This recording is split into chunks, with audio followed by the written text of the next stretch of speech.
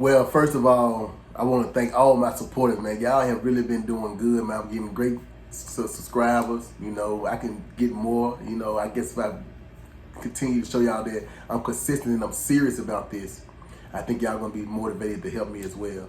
Also, the likes and the shares that I've been receiving from everybody has been tremendous, man. I want y'all to understand that this transition for me is not easy as y'all think it is, because I'm still a pillar in the street life community. And what I mean by that is people still look at me as somebody who they can be like, because when I was in the street, somebody who they can come and get when it's time for beef. You know, they look at me as the type of person who they want to be like. You know, it's really scary because knowing how I used to be, it really just, man, it's really like, man, when I think about it, it's like I was ashamed, man. I was like, I was so messed up in the head. I didn't think I was just on goal. Like certain things that I did, man, I can't believe I done them to this day. And people tell me what I did, and I know I got enemies, and I got people that may still want me dead today. But that's not gonna stop me from motivating the youth and moving forward. This video right here is Street Talk Volume 1. Well, I might as well say Part 1, because I may have different parts of this, because this is not to exclude anybody from watching these videos, not to exclude anybody from receiving this message, but this is really mainly for the guys that's in the street life today. The Draco carriers, the 40 with the extendos, you know what I'm talking about? The one that's still doing the shoot 'em up bang bang, the one that got caught tomorrow, the one that got caught next week, the one that's still facing charges, the one that just left the penitentiary and back on the street today and still doing the same thing they did back in the day before they left. Those are the guys I'm talking to now. And I want y'all to know how important y'all is to society, man. The same way that you went hard for the gang that you went hard for, the same way you went hard for that block, the same way you went hard for everything that you did that didn't make sense. Guess what you can do now? Man, go hard for your freedom. Go hard for them children. That's the best investment that you can ever have, man. No 401k or none of that. Invest in them kids, because those kids, you're gonna reap a reward. You're gonna see it when you get older. When you have to be at a nursing home or some bad habits of daddy, who gonna take care of you, man? Your girl might leave, but those kids that you invested that time into, ain't no way you can stop. Excuse me. Oh, bless me. Oh boy. Okay, those kids that you invested time into, man, those kids right there is gonna be there for daddy no matter what.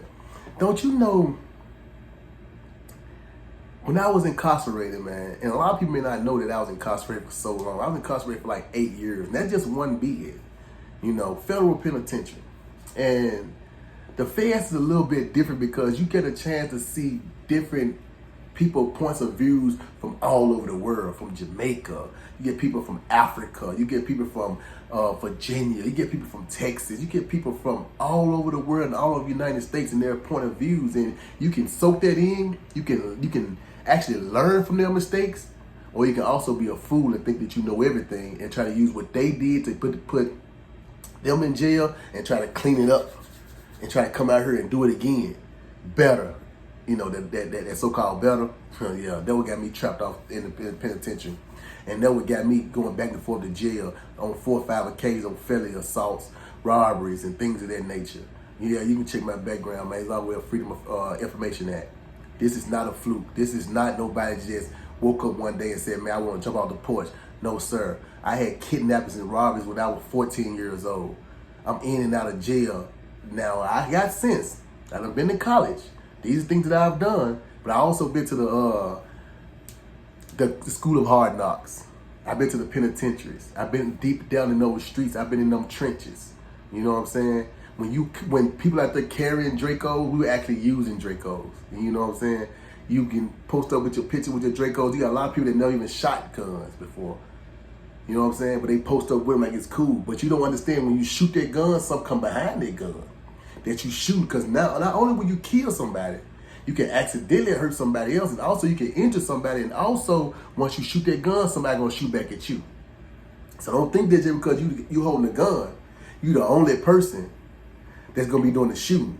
No. You got other guys on the other side that shoots as well. You know what I'm saying? So you can take the bullet, give the bullet, or when you give that bullet, see what come behind the consequences come behind it. It's a life sentence. You know what I'm saying? It's important. Hold up. Oh boy.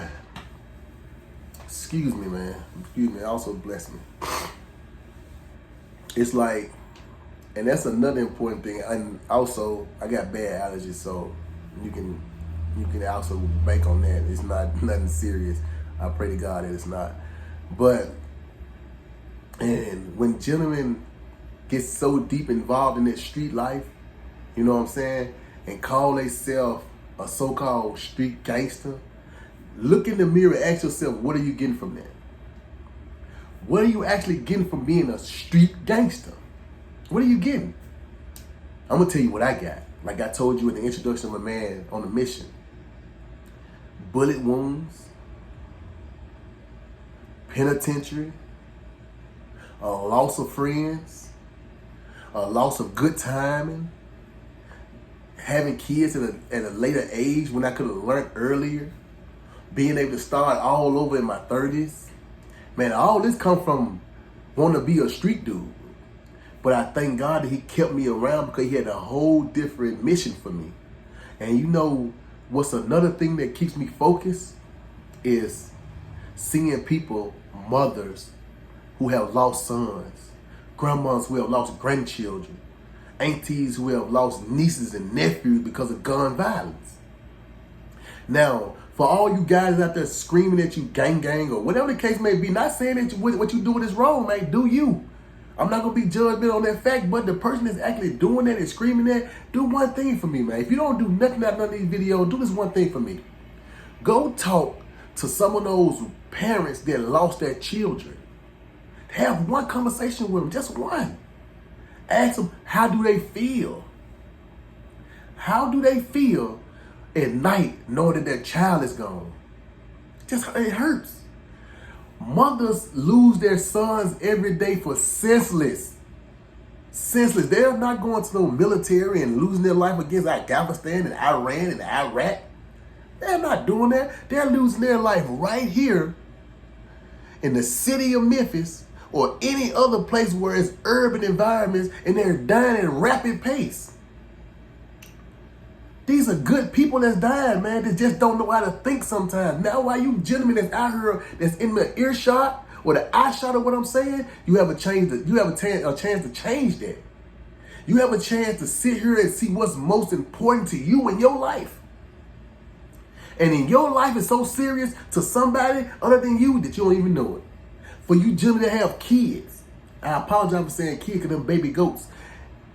For you gentlemen that have children that need to be brought up the proper way, look at them. You know, kids don't care about, I apologize again, children really don't care about how much money you have unless you train them to do that, to learn that. Children actually really want to know who really love them, who gonna give them their time, who they can play and kick it with. Let me tell you one thing that I've learned about a child. Throw a football with a little boy. Play games with him. He gonna want that more than the money you got in the bank. He don't know how much money you have in the bank or what's on your debit card or things unless you taught him that. But show him how to play basketball, football. When his friends ain't around, who he gonna come get? His father. A son needs a father. And that's what motivates me more because my girl is pregnant with my first son. It's important that I show my son a whole different way. Though none of you gentlemen out there can keep me from being in my child's life. No one of you guys, nobody can stop me from being in my child's life. No woman, no nothing. If you want to be in that child's life, it's up to you. Can't nobody stop you from doing that. So what's important for you to understand is this right here. Who gonna take care of that child when you're gone? Who gonna be there? And think about this, man. These days it's time for us men, right? When we was growing up, like I'm in my 30s. When we was growing up, the first thing that we was trying to avoid was jail. Like, man, every time we turn around, we shoot somebody or rob or do something, we going to jail. Children these days, man, they dying at rapid pace. These people are actually dying, brother. Just think about it. You got so many kids dying today because of people that's shooting their guns everywhere, doing whatever they say they doing, and however much a killer they want to be, but they killing children, man. So not just only you can lose your life and be out of that child's life, but that child can be out of your life because you're not protecting him or you put him around dangerous situations. You're trying to keep your kids, I apologize, man, I'm just so used to saying that. You're trying to keep your children around you, trying to take them to different places in the world and all this, but you still involved in the streets. So what's going to happen if you got your child in the car and somebody want to shoot on you?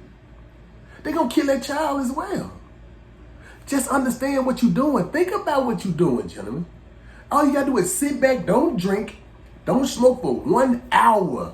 When you wake up in the morning, this is the most important thing. Don't do nothing. No distractions, no cigarettes, no nothing. Sit on that toilet or whatever you're doing. Sit somewhere and walk around and just think, what am I doing with my life? What's next? Then you understand exactly how important it is. Excuse me. Oh, bless me. Oh, shit.